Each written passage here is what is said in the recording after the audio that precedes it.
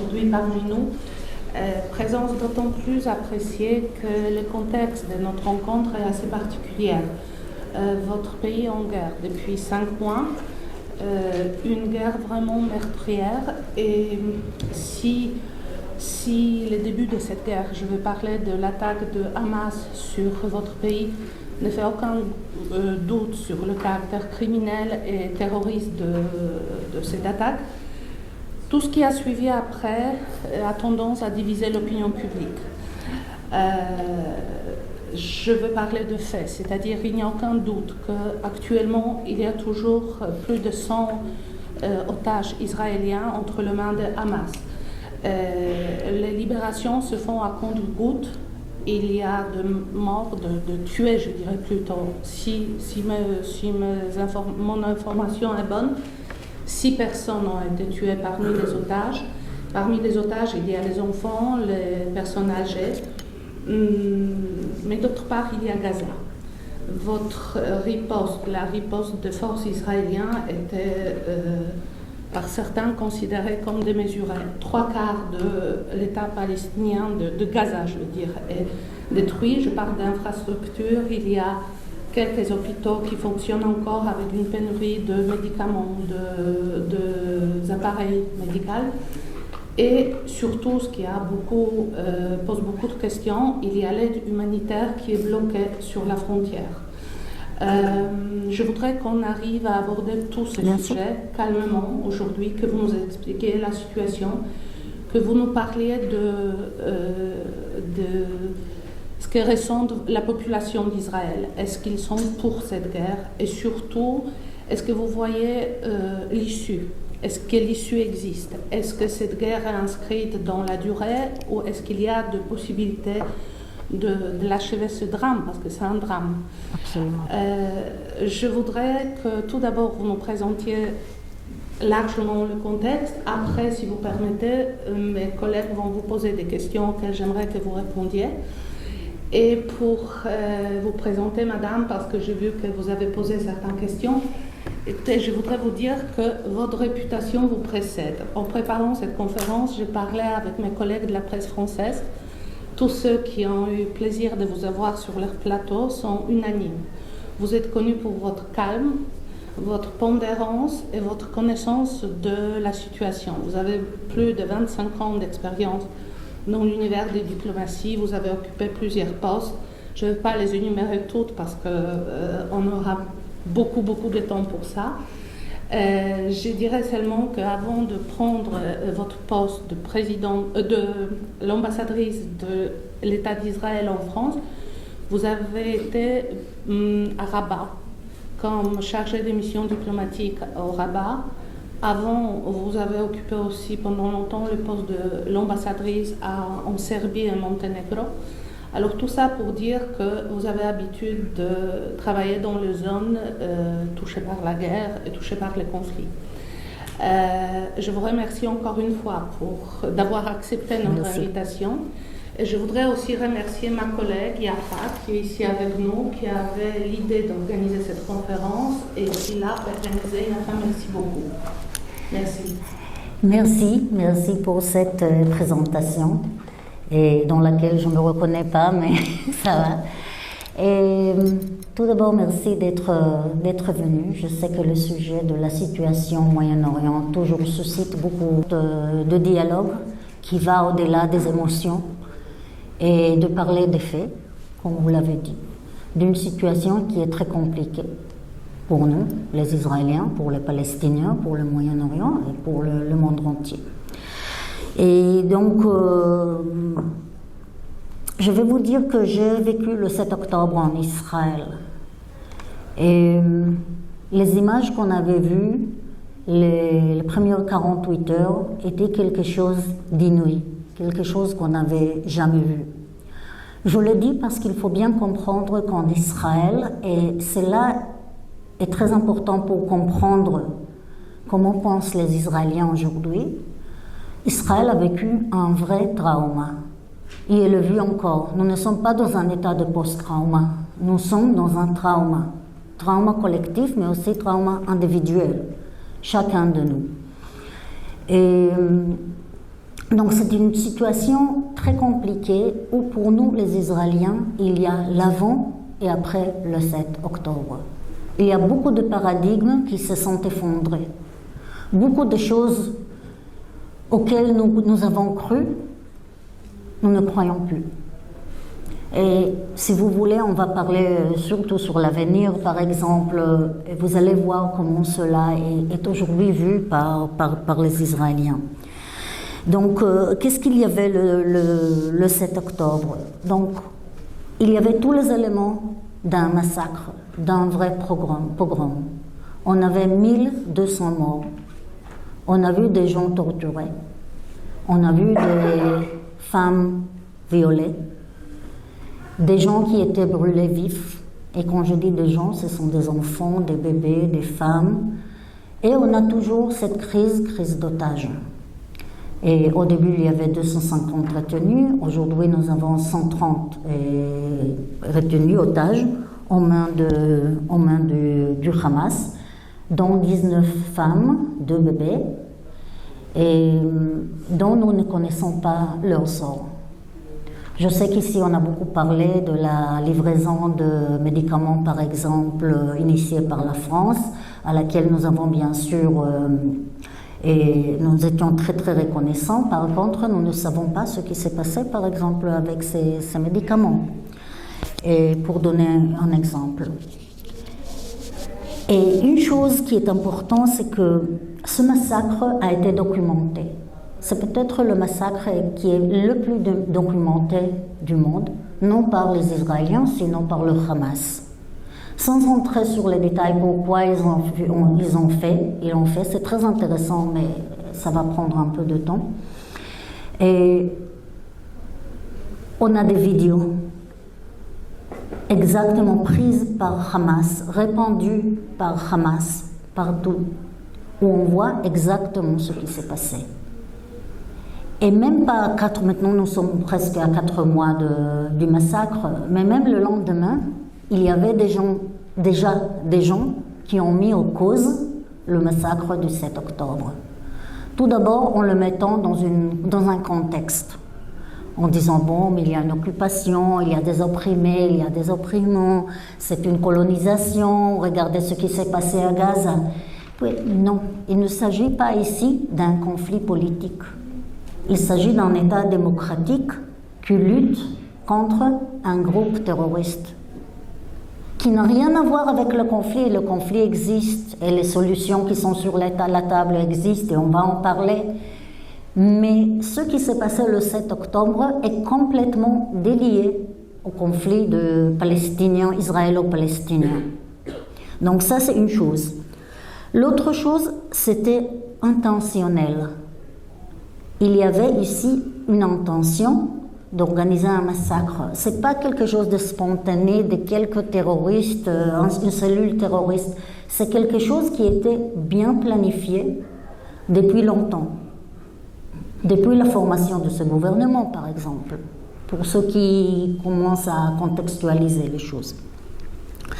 À part ça, nous avons vu un relativisme, dans le sens que, oui, il y avait le 7 octobre, mais ce n'était pas le Hamas, c'était peut-être Israël qui a bombardé sa propre population, et peut-être le Hamas a voulu attaquer seulement les camps militaires, mais ils se sont trompés. Bon, je ne sais pas, toutes sortes de choses comme ça. Et il y a aussi vraiment les négationnistes. Ceux qui disent tout est une manipulation israélienne, rien n'a eu lieu, et ça vous semble bizarre, mais on l'entend de plus en plus. De plus en plus. Donc là, c'est un problème. Autre élément que je pourrais dire sur le 7 octobre, c'est qu'il y a des éléments forts, des éléments antisémites très forts dans cette attaque. Tout d'abord, il faut voir les images. Ce que les gens crient, ils ne crient pas « Free Palestine ». Ils crient « Tue les Juifs ». Tout le temps. Ils répètent « Tue les Juifs ». Deuxièmement, le Hamas, par idéologie, c'est un groupe terroriste qui n'a pas un but politique. C'est une question idéologique, c'est une question religieuse. Un groupe terroriste islamiste qui veut mettre fin à l'existence d'Israël et veut tuer des Juifs. Et il faut voir l'article 7 de la charte du Hamas, où ils disent « Ce sont les pierres et les arbres qui nous parlent et qui nous disent que derrière eux, il se cache un Juif qu'il faut les tuer. » Vous pouvez le vérifier, aucun problème, article 7 de la charte du Hamas. Donc, il y a vraiment des éléments antisémites. Et ce n'est pas par hasard que le président Macron avait parlé du plus grand massacre antisémite de notre siècle. Autre élément qu'il y a dans ces attaques, dans le massacre, qu'il y a ici un massacre contre les valeurs occidentales et les valeurs universelles. Ce n'est pas par hasard qu'ils ont attaqué un festival de musique. Ils ont choisi Bataclan à l'époque, ils choisissent maintenant un festival qui représente toutes les valeurs qu'eux, ils rejettent. Que ce soit la joie de vie, que ce soit la liberté, que ce soit la musique, et que ce soit tous ces éléments universels. Et autre chose, il s'agit d'une stratégie à long terme. Ils l'ont dit et ils répètent encore et encore une fois. Ce n'est qu'une étape dans notre stratégie de mettre fin à l'existence d'Israël. Autrement, il y aura un autre 7 octobre. Donc pour tous ceux qui parlent maintenant qu'il ne s'agit pas d'une défense du droit de défense d'Israël, sinon il s'agit d'une, disons, revanche, non, ce que nous essayons de faire maintenant, c'est empêcher le prochain 7 octobre, que nous savons parce qu'ils le disent. Et malheureusement, il faut croire dans ce sens-là, il faut croire au Hamas. Ils disent ce qu'ils pensent et ils font ce qu'ils disent. C'est très clair. Donc pourquoi on est arrivé à la situation maintenant, à cette guerre à Gaza? Donc comme j'ai dit, tout d'abord, c'est une guerre d'autodéfense qui nous a été imposée.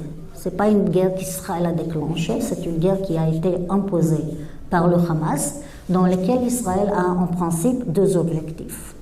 Tout d'abord, libérer tous les otages. Les 130 otages qui sont encore aux mains du Hamas, et vous avez raison, il y a plus que 30 que nous savons qui ne sont plus en vie.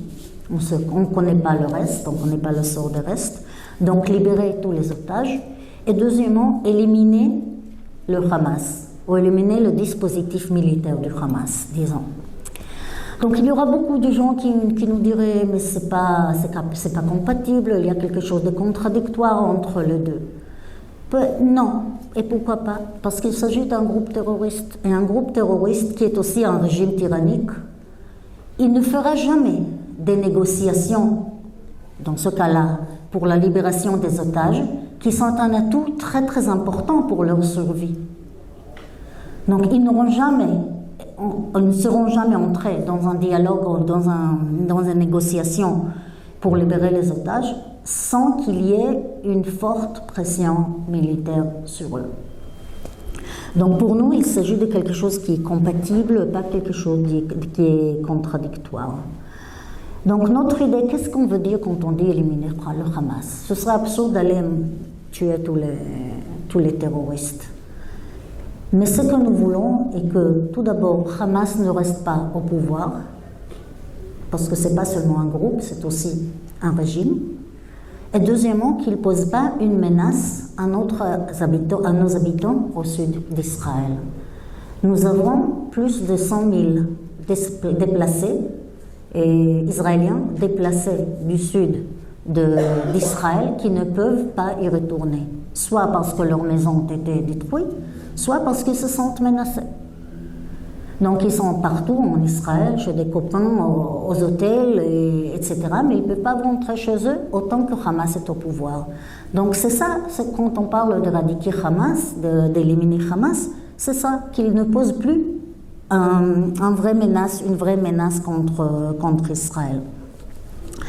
Et cela veut dire qu'à long terme, nous voudrions voir Gaza démilitarisée et déradicalisée. Je vais parler un peu de la radicalisation plus tard.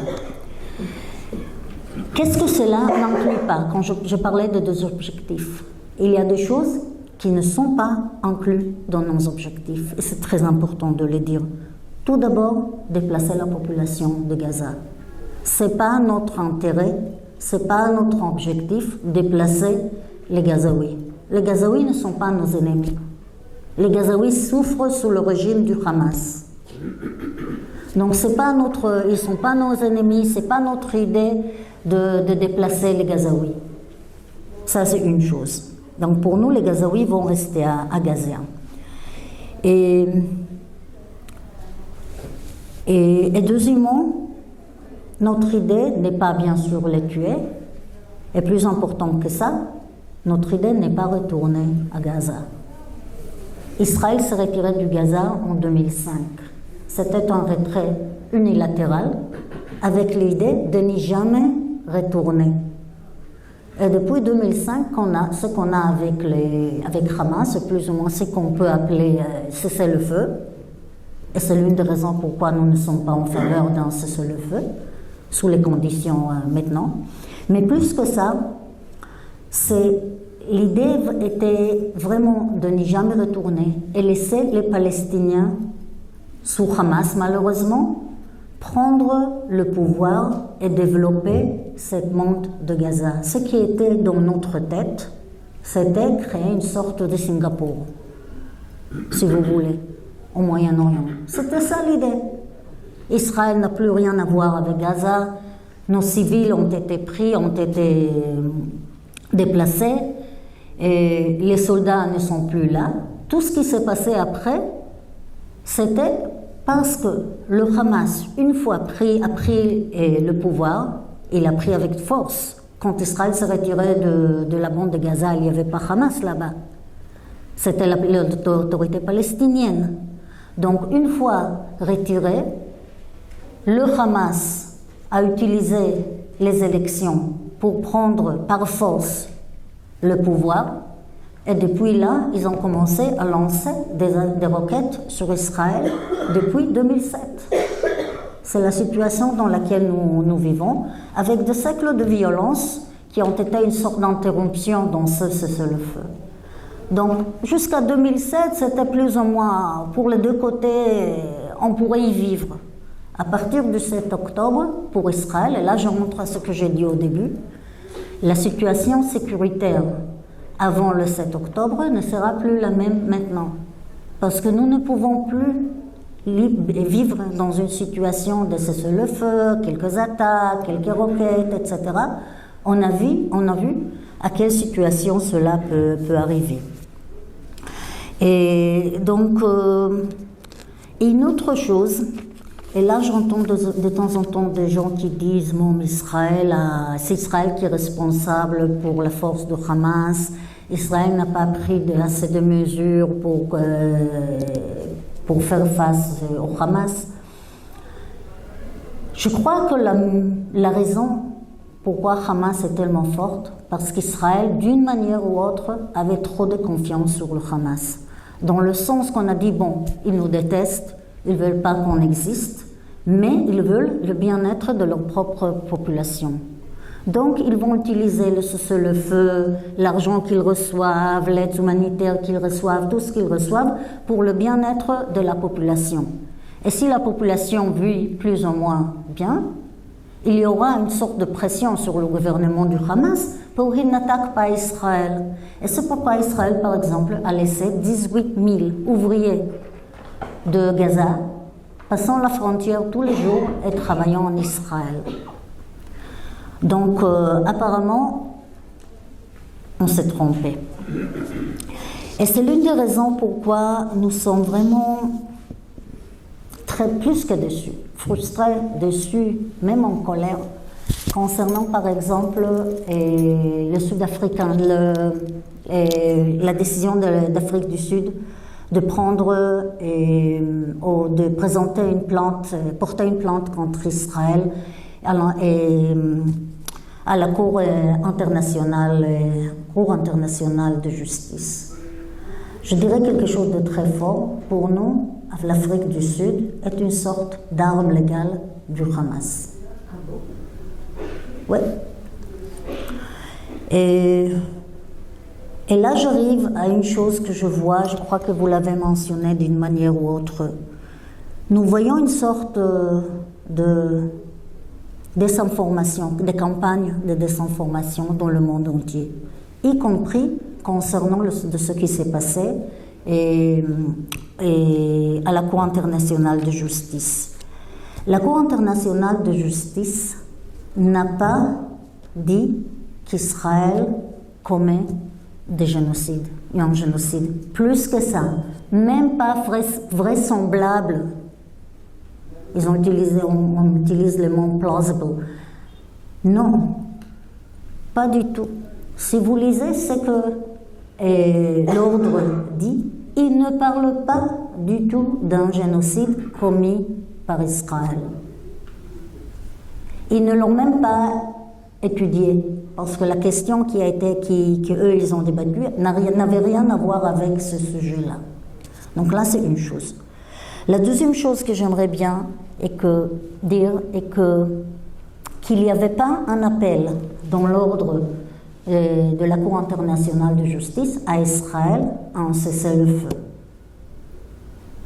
Que ce soit clair. Tout au contraire, il y a là-bas une reconnaissance de ce qui s'est passé. C'était un massacre contre Israël. Et il y avait un appel à une libération immédiate de tous les otages. Ce que oui, Israël a dû présenter un document dans une période d'un mois, et je crois qu'Israël le fait aujourd'hui ou le fera demain, ce sera un mois pour 30 jours, dans lequel Israël doit expliquer quelles mesures il a pris et il va prendre. Et là, je rentre dans le monde surtout de l'aide humanitaire. Et donc, pourquoi Israël est tellement à l'encontre, si on peut dire, de l'idée d'un cessez-le-feu? Tout d'abord, nous ne sommes pas contre l'idée d'un cessez-le-feu. Nous sommes contre l'idée d'un cessez-le-feu maintenant, sous les conditions qui existent sur le terrain. Pourquoi? Tout d'abord parce qu'on avait parlé des objectifs. Les objectifs, c'est libérer les otages et éradiquer Hamas. Nous ne sommes pas encore là. Et nous ne sommes pas très loin. Et là, il faut dire, parce que on dit, mais vos objectifs, ils ne sont pas atteints. Si, nos objectifs, ils ne sont pas atteints, mais on s'approche. On s'approche, par exemple, je vais vous donner quelques exemples. Il y a 12 000 terroristes tués, entre 11 000 et 12 000 terroristes tués, et selon Israël. Il y a quelques milliers de terroristes blessés et quelques centaines de terroristes capturés avec des valeurs de renseignement très très importantes pour Israël. Et des 24 régiments que Hamas a, Israël a détruit 20. Il en reste 4 et ils sont tous malheureusement à Rafah. Israël a découvert des tunnels et a détruit des tunnels, entre 500 et 700 km de tunnels fortifiés. Pour ceux qui se demandent où on peut mettre la population, et si on peut mettre la population palestinienne en abri sous les bombardements israéliens, oui, apparemment il y avait une solution. Sauf que les tunnels fortifiés n'étaient pas faits pour la population civile, ils étaient faits pour les terroristes. Donc les 500 ou les 700 km des tunnels ne servent que pour les otages, parce qu'ils sont un atout très important, et pour les terroristes, pas pour la population civile de Gaza. Et donc, là c'est pour le numéro. Concernant la provision ou livraison d'aide humanitaire, et le fait qu'il y a d'aide humanitaire qui est bloquée. Et selon les derniers chiffres que je vais, Israël a facilité effectivement ceux qui ont été livrés à la population de Gaza, c'est 250 000 tonnes de médicaments, de l'eau et surtout de nourriture, en 14 000 de camions et avec 410 000 des vaccins, surtout pour les enfants. Quels sont les problèmes? Le problème est plutôt, certes, au début, il y avait un problème parce que pour des mesures de sécurité qu'Israël a pris pour la nécessité de vérifier chaque camion, il y avait un blocage. Mais nous ne sommes plus là. Ça, du côté israélien, on a résolu le problème. Le problème maintenant, c'est le côté palestinien. Et si vous voyez les images qui viennent de Gaza, les camions sont bloqués déjà à la bande de Gaza et pas côté israélien. Et là, c'est plutôt pour un problème de livraison et de l'aide humanitaire, de comment nous gérons, comment l'UNRWA gère, et je vais parler bientôt d'UNRWA, comment l'UNRWA gère la division de la nourriture. Et où sommes-nous? Maintenant, nous sommes, comme vous le savez, dans une étape de négociation, peut-être, je l'espère bien, et pour la libération des otages. Et j'espère bien que cela va aboutir très rapidement. Et Israël a donné son accord pour les lignes générales, pas encore sur le détail. Côté Hamas, il n'y a pas encore un accord sur les lignes générales, mais il faudra après négocier les détails, et comme on sait bien, les détails sont très compliqués, très compliqués. Et nous sommes assez optimistes, mais être sûr que cela va aboutir avec à une libération des otages ou une trêve humanitaire, très difficile à dire. Comment nous voyons les choses à long terme, mid et long terme? Ça, c'est la situation actuelle. Je vais être très rapide, puis bien sûr, vous pouvez me poser des questions. Le premier sujet que je voudrais mentionner ici, c'est le sujet d'UNRWA, parce que ça a à voir avec le futur et l'avenir, surtout de Gaza. Et comme vous avez vu, vous avez entendu, il y avait 12 employés de cette agence soi-disant qui est à l'aide des Palestiniens, des réfugiés palestiniens, et dont 12 employés ont été impliqués directement dans le massacre de 7 octobre. Et Israël a présenté des preuves, des vidéos, tout ça, a identifié les 12 employés impliqués. Le problème est que ce n'est qu'une petite quantité de détails, je dirais, sur la problématique d'UNRWA qui a commencé depuis des années. Ça a commencé avec le mandat et d'UNRWA, je ne vais pas rentrer en détail maintenant, mais je dirais que les écoles d'UNRWA, les hôpitaux d'UNRWA plutôt, ont été utilisés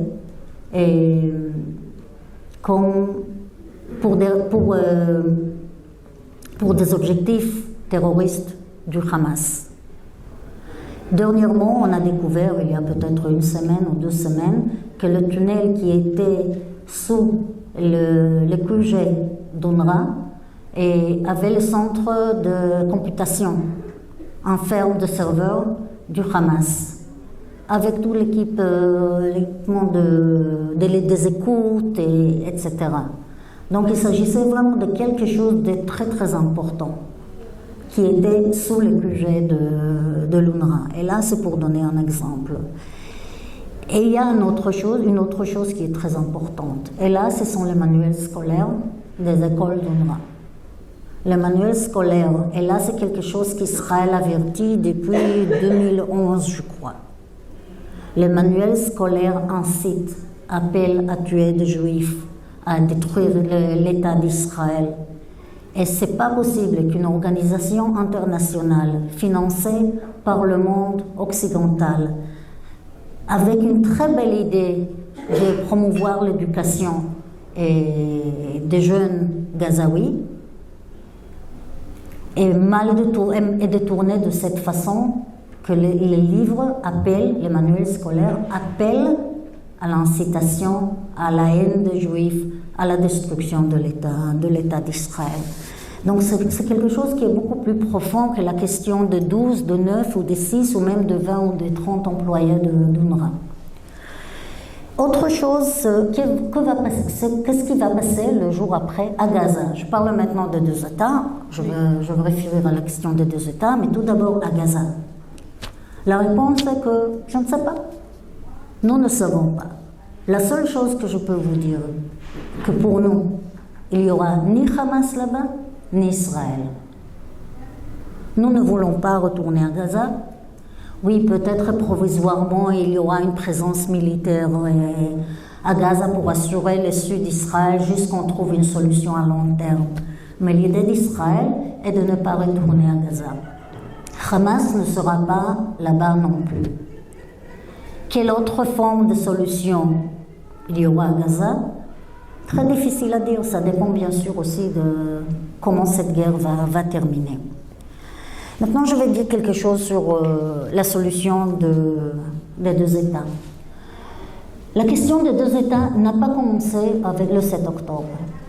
C'est quelque chose qui nous accompagne depuis 1947 avec la résolution des Nations Unies de la répartition des territoires de Palestine. Et juste pour vous rappeler, c'était une résolution qu'Israël a acceptée et les pays arabes ont rejeté. Donc ça a commencé déjà en 1947 et puis en 1967, après la guerre de 6 jours. Donc c'est quelque chose qui nous accompagne depuis là. Effectivement, il y avait beaucoup de tentatives de trouver une solution basée sur les deux États. Malheureusement, ils n'ont jamais abouti. Pour une raison ou autre, c'est pas maintenant c'est peut-être pas l'endroit parce qu'on a besoin de beaucoup de temps pour cela, mais tout ce qu'on avait essayé jusqu'à maintenant a échoué. Les Israéliens et les Palestiniens ne sont pas arrivés à un accord de paix basé sur les deux États. Si on est arrivé aux accords d'Oslo, aux autres accords qui étaient des accords intérimaires, je dirais, et qui montraient le chemin pour arriver à la solution de deux États. Et la question est, le massacre de 7 octobre a eu l'objectif de promouvoir une solution de deux États? Donc la réponse est sûrement pas. Hamas était toujours contre une solution pacifique et politique au Moyen-Orient. Pourquoi? Parce que pour eux, le conflit n'est pas un conflit politique, ce n'est pas un conflit sur le territoire. Israël avec le territoire, sans le territoire, n'a pas le droit d'exister côté Hamas. Et pour ça, ce qu'ils ont commis le 7 octobre n'avait rien à voir avec cette solution. En plus, et là je rentre un peu sur l'ambiance en Israël. Le 7 octobre a affecté surtout ce qu'on appelle le camp de la paix en Israël.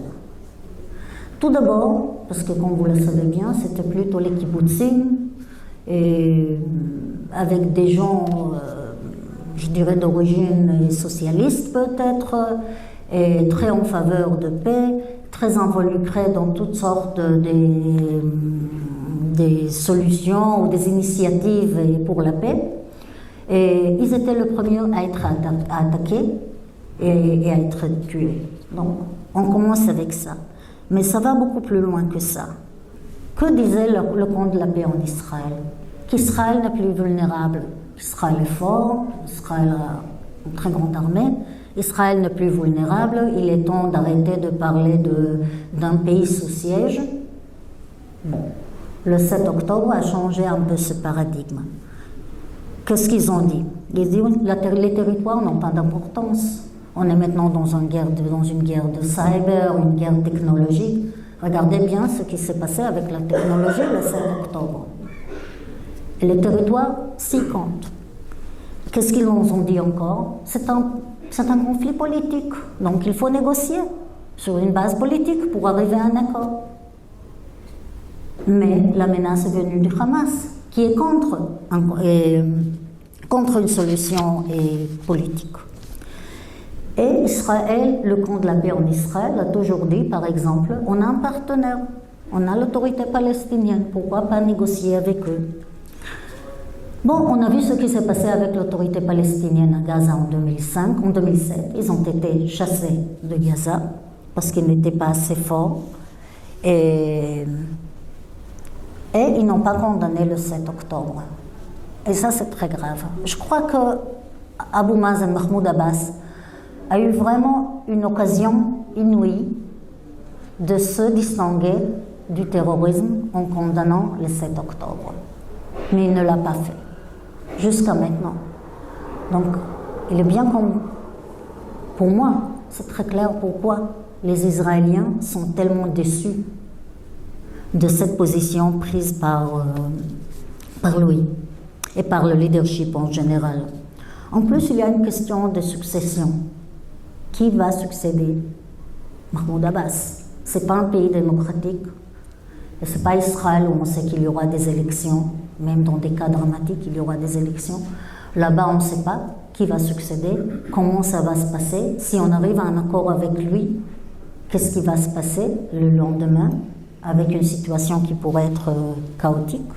Et il y a toujours ce monde d'inciter et d'appeler au lieu d'apaiser, et surtout la jeune génération et la jeunesse, d'inciter et contre Israël.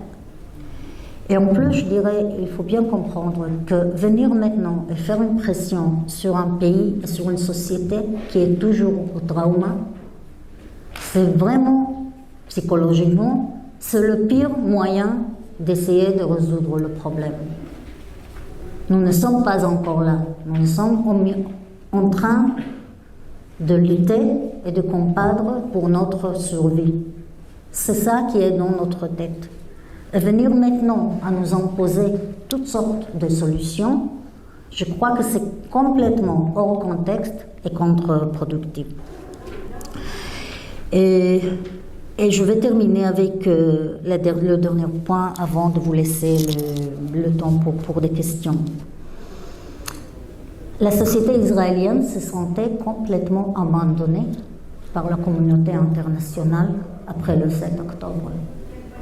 Et je dirais plutôt par les organisations internationales. Je ne parle pas maintenant de nos alliés, je parle maintenant des organisations internationales et surtout les Nations Unies. Je parle des organisations féministes qui n'ont pas cru au viol de femmes israéliennes et qui ne le croient jamais, jusqu'à maintenant, la plupart d'eux. Ils ne l'ont pas condamné, tandis que ce sont des groupes qui sont censés à nous défendre comme femmes, au-delà des frontières. Et peu importe si nous sommes juifs ou chrétiens ou musulmans, un silence qui est vraiment un silence assourdissant.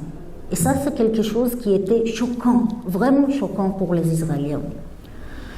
On a vu par exemple les déclarations du secrétaire général qui parle du fait que ce qui s'est passé le 7 octobre n'est pas passé dans un vide. On voit les déclarations des reporters spéciaux et du Moyen-Orient, des Nations Unies au Moyen-Orient. Et on voit ce qui se passe avec UNRWA. Donc, des organisations qui sont censées défendre l'existence d'un pays démocratique qui est membre des Nations Unies, nous ont abandonnés. Et là, c'est un très mauvais contexte pour créer un dialogue dans lequel Israël devra faire des concessions et devra faire des concessions aussi qui ont à voir avec sa propre sécurité. Donc cela rend les choses un peu plus compliquées. Et j'aimerais bien quand même terminer avec un ton peut-être plus optimiste et dire que, comme toujours, quand il y a une crise, il y a aussi de nouvelles opportunités. Mais nous devons être tous très très ouverts pour comprendre que ce qui s'est passé, qu'il y a avant et il y a après le 7 octobre. Et il faut être maintenant très créatif pour pouvoir trouver le moyen de s'en sortir. Mais une chose doit être claire pour nous. Le Hamas ne peut pas être là. S'il reste au pouvoir, ce sera un grand reward pour cette organisation.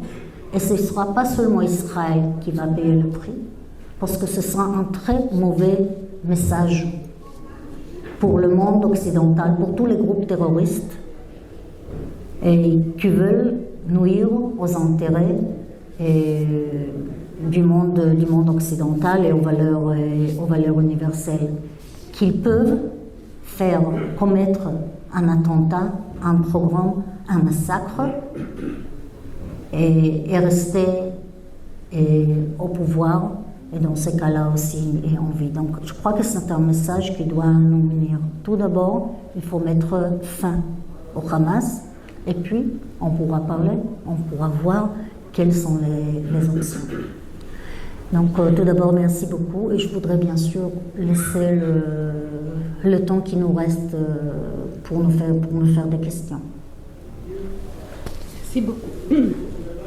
Merci beaucoup. Maintenant, on va passer au jeu de questions et réponses. Je vais peut-être commencer par la première question qui me vient à l'esprit. Vous avez insisté beaucoup sur les caractères terroristes et massacres de 7 octobre. La question qui s'impose, je pense à tout le monde, c'est comment une telle massacre a pu se produire, connaissant la force de vos services secrets. Comment le gouvernement d'Israël n'a pas prévu une attaque comme ça, sachant que Hamas était juste à côté et qu'il prenait de plus en plus de pouvoir. Alors comment ça a pu se produire? Je dirais que tout d'abord, le massacre nous a pris en surprise. C'est clair. Israël n'a pas attendu un massacre pareil, ça c'est clair. Et qu'est-ce qui s'est passé? Quels sont les éléments qui l'ont permis? Et pourquoi on n'a pas vu les signes? S'il y avait des signes, apparemment, selon le média, au moins, il y avait pas mal de signes qu'Israël n'a pas pu lire correctement. Et ça arrivait déjà à autres pays aussi. Et c'est une chose qui devra être, bien sûr, investiguée. Et l'armée est en train de commencer maintenant avec les investigations, avec les enquêtes. Le gouvernement a promis qu'il le fera plus tard, une fois que la guerre termine. Mais je n'ai aucun doute aussi de l'expérience que nous avons de la guerre de 1973 qui nous a pris de surprise aussi. Et que tout sera, que vraiment il y aura une enquête sérieuse concernant comment les choses sont arrivées. Et en substance, et là, je vais répéter un peu ce que j'ai dit. Oui, il y avait aussi quelques hypothèses, et par exemple que Hamas voulait le bien-être de sa propre population et qu'ici, jamais la population se sente à l'aise économiquement et assez bien, il n'y aura aucun intérêt et aucune motivation pour le Hamas et d'interrompre, je dirais, ce status quo. Et on s'est trompé. On s'est trompé parce que je crois qu'on a bien compris que le Hamas est prêt à prendre sa propre population comme bouclier humain. Pas seulement physiquement se cachant derrière la population, ce qu'on avait vu, mais sinon, même économiquement, qu'il était prêt à détruire la bande de Gaza pour détruire l'État d'Israël. D'accord. Robert?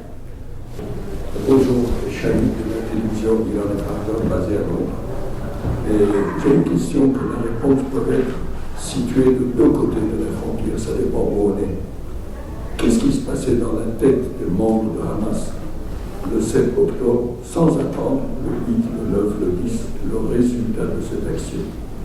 Deuxième question. Le jour même, M. Blinken a annoncé que l'Iran n'avait rien dans cette attaque. Comment, après quelques heures, on peut être si sûr?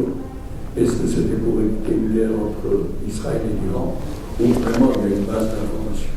Merci. Concernant la première question, je crois que c'est une très bonne question, mais je n'ai pas une réponse. C'est-à-dire, je ne suis pas dans la tête du Hamas, je ne sais pas pourquoi, s'ils ont pris en considération la riposte israélienne ou pas, si c'était de leur intérêt de montrer qu'Israël est je ne sais pas quoi. C'est pas clair. Vraiment, je ne sais pas. Je ne peux pas me mettre dans la tête des groupes terroristes. Et là, je dirais une chose, et merci de m'avoir fait cette question. Nous avons toujours l'habitude de penser au Hamas en termes des habitants et des citoyens d'un État démocratique avec une raison, que chaque chose a une raison. Il y a aussi une haine. Il y a aussi une haine, il y a aussi une idéologie, il y a aussi un islamisme et un fanatisme et une volonté d'aller jusqu'au bout, peu importe quel sera le prix. Et ça, c'est mon avis. Je crois que c'est très très difficile pour nous de nous mettre dans une tête des terroristes et de penser comme terroristes. Et peut-être ça donne aussi une réponse comme on n'a pas vu, parce qu'il y a des choses qu'on ne peut pas imaginer, Et parce qu'on voit le conflit d'une manière tout à fait différente. Concernant l'autre question, je dirais que probablement l'Iran n'était pas au courant du 7 octobre, mais l'Iran, depuis des années, a fourni des armes, a financé Hamas et a donné une sorte de soutien diplomatique, je dirais, à Hamas. C'est-à-dire, il y a des années, des liens. Et je m'imagine qu'avec tous les armes qu'ils ont données au Hamas, ils n'ont pas pensé que le Hamas... ils ont pensé que le Hamas vont un jour l'utiliser pour attaquer Israël. C'était clair, autrement, pourquoi les armer? Et donc, sans doute, même être au courant des détails du 7 octobre, de la date peut-être, ou des détails, sans doute, il y a des années et des années, des liens entre l'Iran et le Hamas. Mais le problème de l'Iran va beaucoup plus loin que les relations avec les Hamas. Ça commence avec le Hezbollah. Et là, on voit vraiment une organisation terroriste qui n'est pas authentique. C'est vraiment un proxy de l'Iran. C'est pas un groupe indépendant qui dépend qui reçoit un soutien extérieur. Hezbollah, c'est l'Iran. Ce sont les intérêts de l'Iran. Et c'est l'Iran qui gère, c'est l'Iran qui paye, qui finance, et c'est l'Iran qui gère aussi toutes les opérations de Hezbollah. Donc c'est autre chose. C'est un lien beaucoup, beaucoup plus proche. Et à part ça, mettez le doigt où vous voulez au Moyen-Orient, vous allez voir l'Iran dans les coulisses. Que ce soit la Syrie, que ce soit l'Irak, que ce soit l'Afghanistan, que ce soit la Libye, que ce soit le Soudan, peu importe où au Moyen-Orient, l'Iran est là. Donc, dans ce cas-là, il n'y a pas une exception quand il s'agit du Hamas. En référence, télévision australienne, deux questions. La première, Israël pour éliminer le Hamas doit entrer à la fin. Que va-t-il se passer avec des millions et demi plus de réfugiés palestiniens? Est-ce que l'Égypte va accepter de les recevoir temporairement? Deuxième question, le jour d'après. Après la fin de la Deuxième Guerre mondiale, on a vu tous, les Alliés ont effectué une dénazification de l'Allemagne et des autres pays israéliens. Est-ce qu'Israël a l'intention de faire une démassification de Gaza?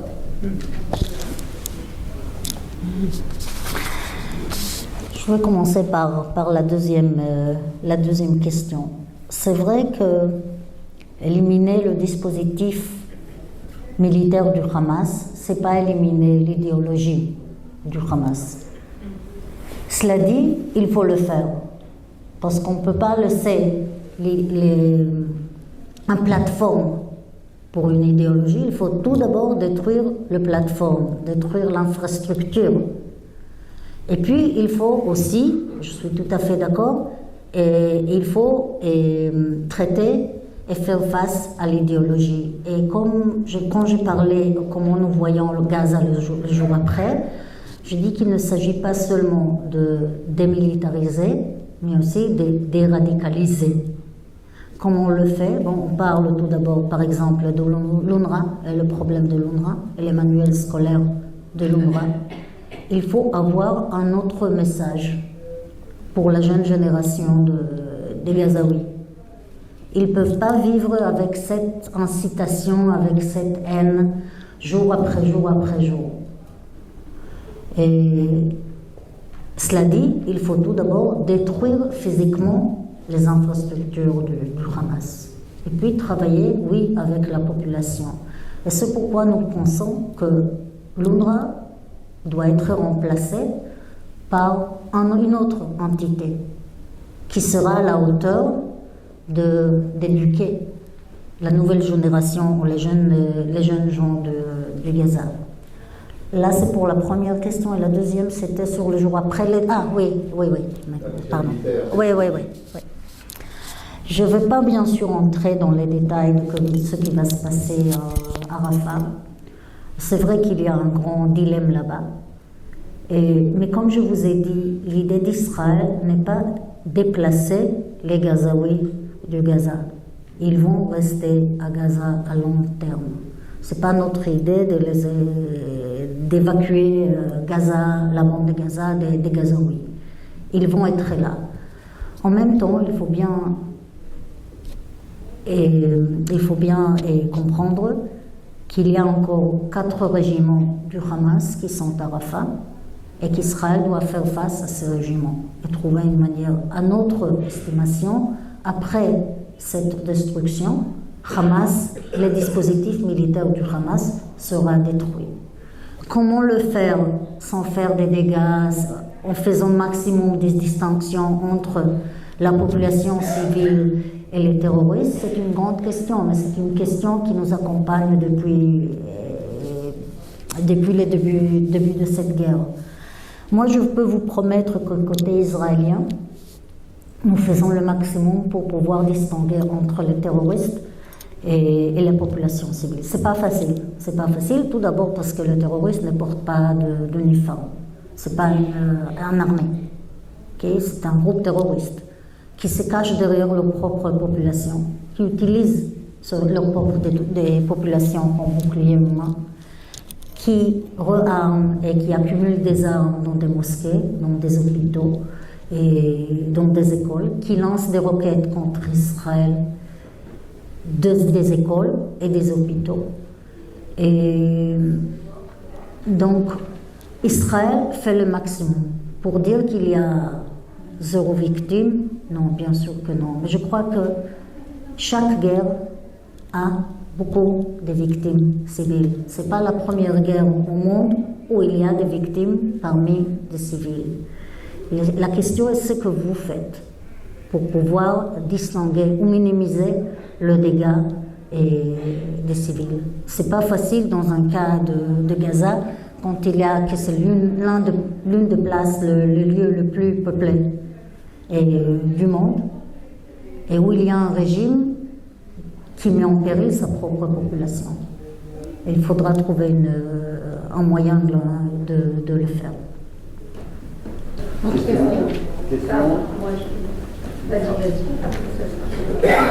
Juste un mot sur la Cisjordanie. Frédéric Castel à Uganda. Pouvez-vous votre éclairage sur les positions de la Maison-Blanche et certains gouvernements européens qui ont condamné certains abus, mais des colons en Cisjordanie? Et est-ce qu'il y a des actions du gouvernement israélien à ce débat? Merci. Et oui, bien sûr, il y a des mesures qui ont été prises par Israël. Et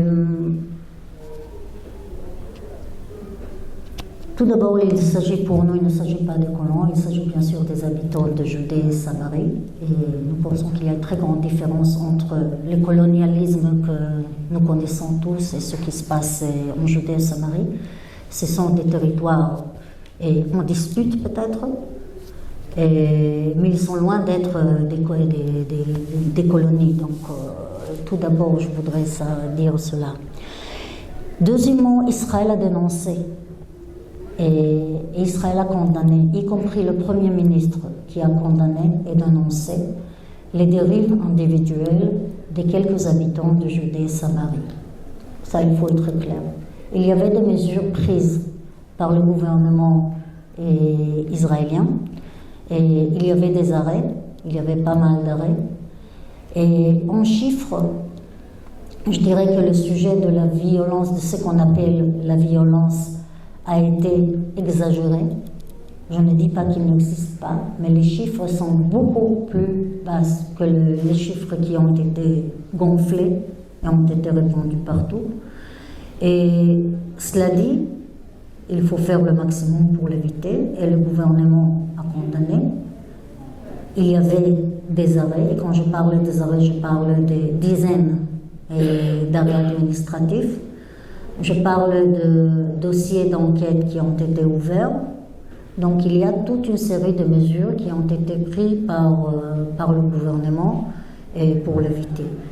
Je dirais aussi que les 2 premières semaines après le 7 octobre, on avait vu une augmentation en nombre des actes, mais juste après 2 semaines, pour la mesure prise par le gouvernement, ce qu'on voit, c'est une chute, je dirais, dramatique des chiffres, des nombres d'incidents. Donc, je crois que c'est un sujet qui a été contenu par Israël. Et Israël est très inquiété parce qu'il y a ici un phénomène de comparaison entre des terroristes et des gens qu'à titre personnel et comme dérive individuelle, peut-être ont pris la loi dans leurs mains. Il ne s'agit pas de même cas, il s'agit de quelque chose de tout à fait différent. Et des chiffres, des proportions, d'intention, il ne s'agit pas d'un acte systématique, vraiment, n'avait rien à voir, vraiment n'avait rien à voir. Donc oui, il faut prendre des mesures, il faut tout faire pour condamner, pour prendre les mesures et pour éviter et empêcher tout incident. Mais de nouveau, il s'agit de dérives individuelles et avec des proportions qui ont été gonflées. La question Daniel Raymond Argentine, c'est un peu à la suite de la même question.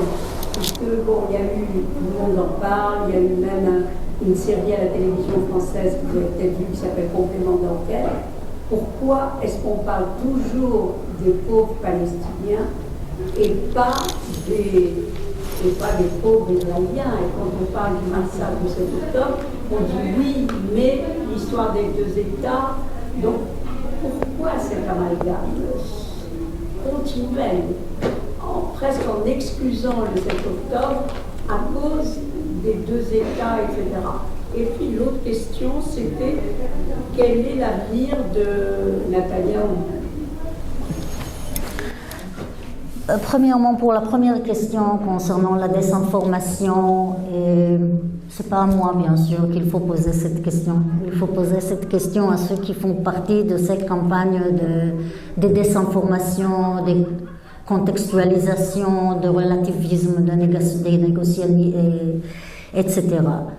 Et c'est pas à moi. Nous sommes ici pour essayer d'expliquer et pour donner des réponses qui sont basées sur des faits. Et nous sommes très très prudents, parce que vous avez mentionné ce programme, sur toute l'information que nous mettons sur nos réseaux sociaux. C'est vrai que tout autour du 7 octobre, parfois il y avait des situations chaotiques, c'était une situation de guerre, c'était un champ de bataille, c'était pas comme ça une arène un laboratoire. Donc, au cas où il y avait des erreurs ou des fautes de notre part, on l'avait corrigé immédiatement. Et de notre côté, on essaye vraiment d'être très très prudent avec toute l'information que nous donnons. Et malheureusement, de l'autre côté, ce que nous voyons, c'est vraiment une campagne de désinformation totale sur beaucoup de sujets. Et c'est quelque chose qui nous laisse très très frustrés, bien sûr. Concernant Netanyahou, Israël est un pays démocratique. le jour après la guerre, il y aura des enquêtes. Et je suis sûre que les enquêtes vont être très, très profondes. On verra comment, qui est responsable, qui n'est pas responsable, qui savait, qui aurait dû savoir et n'a pas su. Toutes ces questions vont être élaborées, je n'ai aucun doute. Mais ce sera le jour après de la guerre. Bonjour, Pierre-Jean Médianeuf. Deux questions rapides. Est-ce que le Hamas n'a pas déjà gagné la guerre? En tout cas, la guerre de l'information, la guerre de l'image, en réussissant en fait à atteindre son but caché, qui n'est pas du tout d'affronter Israël, sachant qu'il sera tout à fait perdant et que tous les chefs du Hamas seront un jour ou l'autre, dans un an, dans 5 ans, dans 10 ans, dans 20 ans, abattus. Mais le vrai but, c'est de diviser les opinions publiques.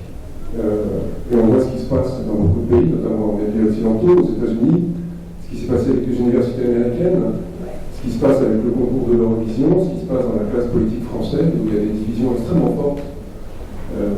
Est-ce que ça, c'est pas une vraie victoire pour la Hamas? À déplorer, bien sûr, mais une victoire pour la Hamas. Deuxièmement, on parlait de Singapour, et ça me rappelait le plan établi par James Wolfenson, qui était président de la Banque mondiale dans les années 1990, et à qui, à l'issue de son mandat, on a demandé de réfléchir à l'avenir de Gaza, et qui avait fait un plan pour faire de Gaza un paradis touristique avec des casinos, etc. Qui semble un petit peu compliqué maintenant, mais qui est vraisemblablement la solution. Et ça me permet d'arriver à ma deuxième question, parce que la solution, à terme, vous disiez, et après, qu'est-ce qui va se passer? Vous parlez de cette solution de 2 États. Est-ce que vous y croyez vraiment? Certains États, à commencer par la France depuis 1967, disent que c'est la seule solution possible de créer ces 2 États, enfin en tout cas d'en créer un deuxième vivant dans la paix et le respect mutuel. Personnellement, je ne crois pas. En tout cas, la jeunesse palestinienne n'y croit certainement pas. Elle a d'autres priorités qui sont de fonder des familles, d'avoir du boulot et vivre en paix avant toute chose, avant de créer un État qui a des institutions, un processus électoral, c'est un paix. Il y a 2 choses importantes, il y a l'éducation, et vous parlez du MINRA, à changer les manuels scolaires, certainement, et puis il y a le développement économique. Est-ce que l'idée n'est pas, au lieu de vouloir coûte que coûte fonder un deuxième État, de créer une sorte de structure intermédiaire, avec un chaperon financier étranger, peut-être l'Arabie Saoudite ou un autre, qui paierait pour l'éducation des populations sur 1, 2, 3, 4 ou 5 générations, et pour arriver au développement économique? Et je prendrai juste un exemple, ça veut dire quoi très concrètement? Ça veut dire envoyer les jeunes dans les meilleures universités britanniques ou américaines et qu'ils reviennent. Aujourd'hui, il y en a, j'en ai connu beaucoup aux États-Unis et en Angleterre, mais ils restent là-bas, ils ne reviennent pas ensuite au pays. Bon, il faut qu'ils reviennent. Est-ce que ce n'est pas plutôt une solution comme ça, avec un chaperon étranger, qui serait la plus viable maintenant, avant d'avoir un vrai État dont finalement personne ne veut? Merci. Tout d'abord, je suis tout à fait d'accord avec vous qu'il y a d'autres solutions. Et je commençais par dire qu'il y a l'avant et l'après le 7 octobre et que l'histoire des 2 États, c'est quelque chose qui nous accompagne depuis 1949, mais la réalité change. Et la réalité a changé le 7 octobre. Et il y a beaucoup de paradigmes qui se sont effondrés. Je terminais par dire qu'il y a peut-être autre opportunité maintenant. Et autre opportunité, c'est aussi chercher des solutions. Maintenant, quelle sorte de solution, je ne sais pas. La seule chose que je peux dire, que pour avoir une solution ne peut pas être imposée, ni sur les Palestiniens, ni sur Israël. La solution doit être négociée d'une manière directe et sans condition entre Israël et les Palestiniens, et sans nous dire à l'avance quel sera le résultat de ces négociations. Et donc, je suis tout à fait d'accord qu'il y a peut-être autre solution. Et il y a beaucoup de nuances dans les solutions qui existent déjà, mais nous ne sommes pas encore là. Et si vous me demandez, là je réponds peut-être à votre aussi première question, si le 7 octobre annule les intérêts, annule la solution de 2 États, au moins pour moi, c'est presque clair que le Hamas voulait nuire à toute négociation entre Israël et ses voisins. Et je répète, le timing était le timing de l'approchement entre Israël, par exemple, et l'Arabie Saoudite. Et donc, je m'imagine que ce n'était pas par hasard. Et donc, et je crois qu'il y a d'autres solutions possibles et qu'il faut tout négocier, mais il faut négocier sans condition. Et selon les intérêts des Palestiniens et les intérêts d'Israël. De toute façon, Israël ne va pas négocier sa propre existence et ne pas négocier sa propre sécurité. Et ça doit être très très clair. Et Israël ne va pas négocier aucune solution tant que Hamas est là et menace notre existence. Et est-ce que le Hamas a gagné? Bon, ça dépend aussi, peut-être ça a à voir avec la question. Je ne sais pas exactement quel était l'objectif du Hamas. Si c'était vraiment commettre un massacre par haine et par idéologie, qu'il y ait beaucoup de morts et de tués et israéliens et juifs, oui. S'il y avait quelque chose d'autre derrière, je ne sais pas. Je ne crois pas. En tout cas, c'est pas évident pour moi qu'ils ont gagné la guerre. Que nous devons faire face à une campagne de désinformation. Et oui, bien sûr, quand on voit les jeunes, surtout les jeunes universitaires aux États-Unis, et oui, ça nous inquiète. Bien sûr que ça nous inquiète. Est-ce que cela montre que le Hamas a gagné? Je ne crois pas.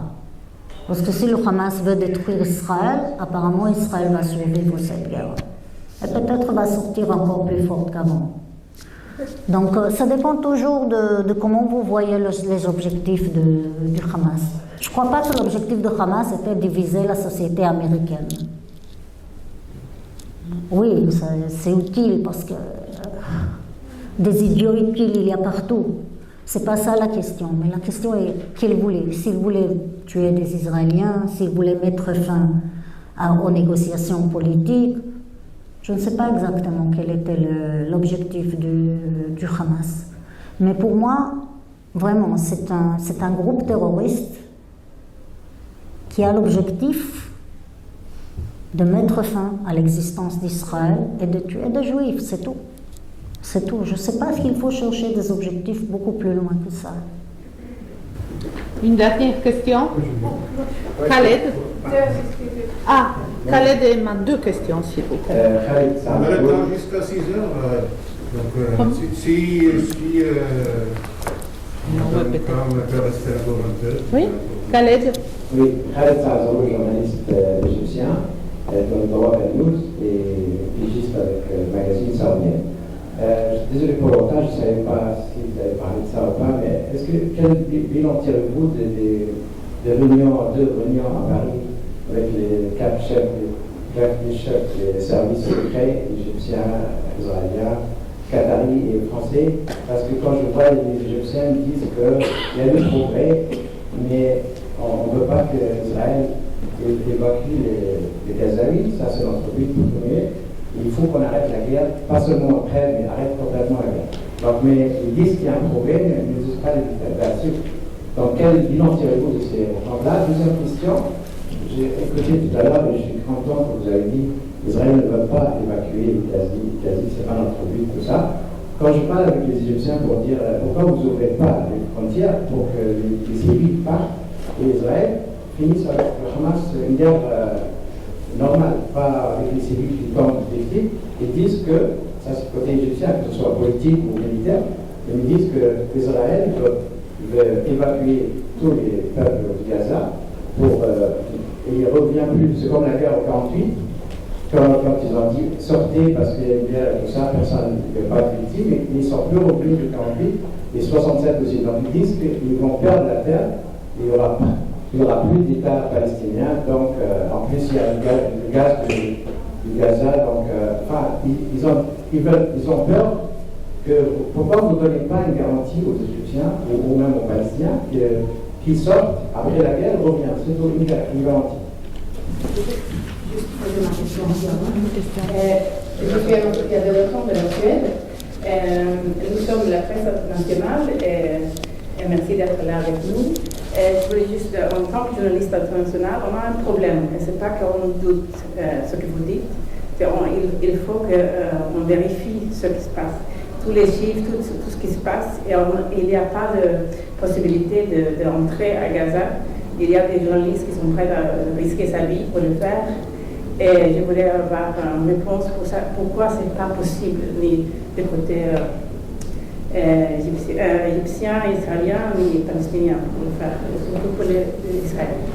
Stéphane ne vous dit pas qu'elle était en reportage il y a quelque temps. Oui, j'étais en Égypte il y a quelques semaines à Rafah. Ce n'était pas possible de rentrer. Bon, c'est pour ça que je n'ai pas mentionné l'Égypte, parce que... Non, mais ce n'est pas uniquement moi, mes collègues qui sont à Israël, il n'y a pas de possibilité à entrer dans le pays. Pourquoi? C'est pourquoi.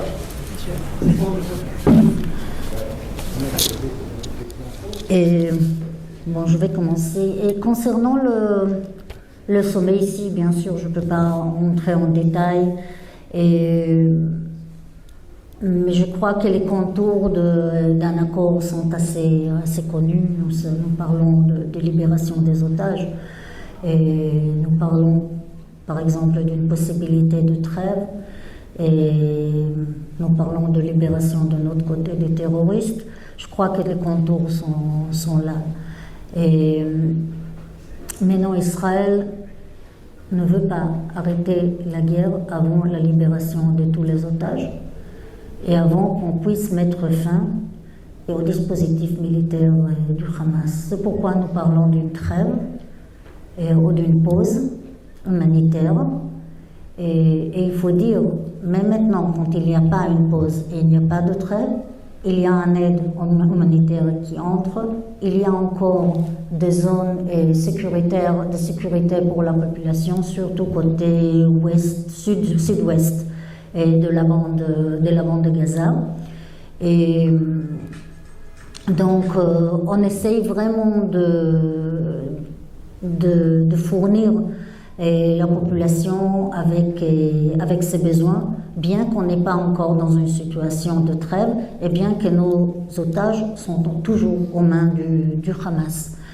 Et pour nous, tant que ces deux objectifs ne sont pas atteints, je ne vois pas comment Israël va accepter un cessez-le-feu qui va servir seulement pour la réorganisation et le réarmement du Hamas pour le prochain cercle déjà.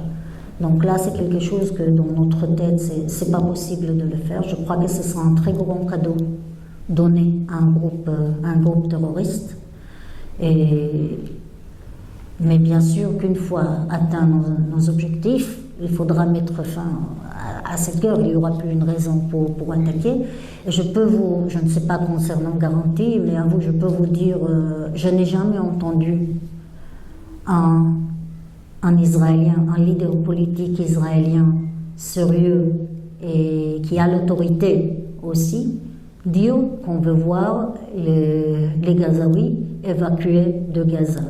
Je n'ai jamais entendu. C'était pas une partie c'était pas un objectif de notre guerre. Ce n'est pas notre objectif maintenant. On ne parle pas de déplacer les Gazaouis et ne pas les laisser entrer. Je n'ai jamais entendu parler de ça, ni du Premier ministre, ni des membres de ce qu'on appelle le cabinet de guerre, qui gère maintenant la situation en Israël. Et donc, je n'ai aucune raison de penser que ce serait un objectif d'Israël. Et de nouveau, Israël s'est retiré du Gaza en 2005. Et ce n'était pas pour retourner à Gaza. Non, c'est inadmissible côté israélien. Qu'il y ait une présence militaire au début, à très court terme, jusqu'on trouve une solution, oui, peut-être, mais personne ne parle de plus que ça. C'est quelque chose que ni le gouvernement israélien le souhaite, ni la population israélienne l'accepte. Concernant les journalistes, nous sommes tout à fait concernés de la situation. C'est une zone de guerre, et comme toute zone de guerre, parfois elle est ouverte, parfois elle est fermée. Et oui, les journalistes peuvent prendre le risque, mais il y a aussi Israël qui mène une guerre à Gaza et qui veut éviter un mort d'un journaliste. Il y a des journalistes là-bas. Je crois que c'est assez clair.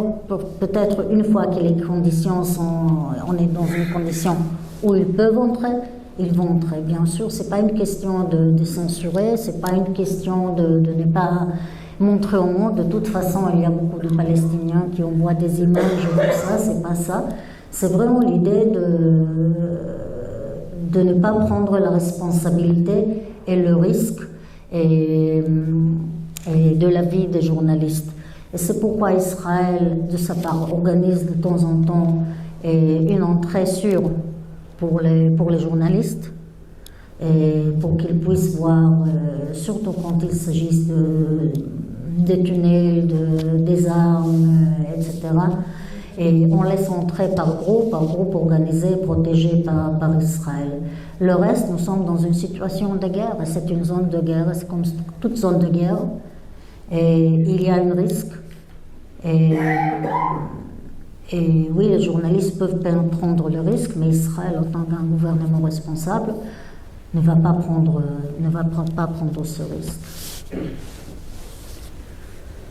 Et si je fais une négociation avec l'Égypte selon une déplacement temporaire des Gazaouis? C'est la dernière question là. Pardon? Pardon? Vous pourriez répéter? Êtes-vous en négociation, peut-être petit, pour le déplacement temporaire des Gazaouis pendant qu'ils font leur... Je ne peux pas, bien sûr, faire référence à cette question. Non. Merci beaucoup, on arrête parce que madame a d'autres obligations temporaires, alors il faut qu'on arrête. Je voudrais vous remercier beaucoup. Encore une fois. Je voudrais vous remercier beaucoup. Merci beaucoup. Pour être là, pour répondre à nos questions. Merci beaucoup.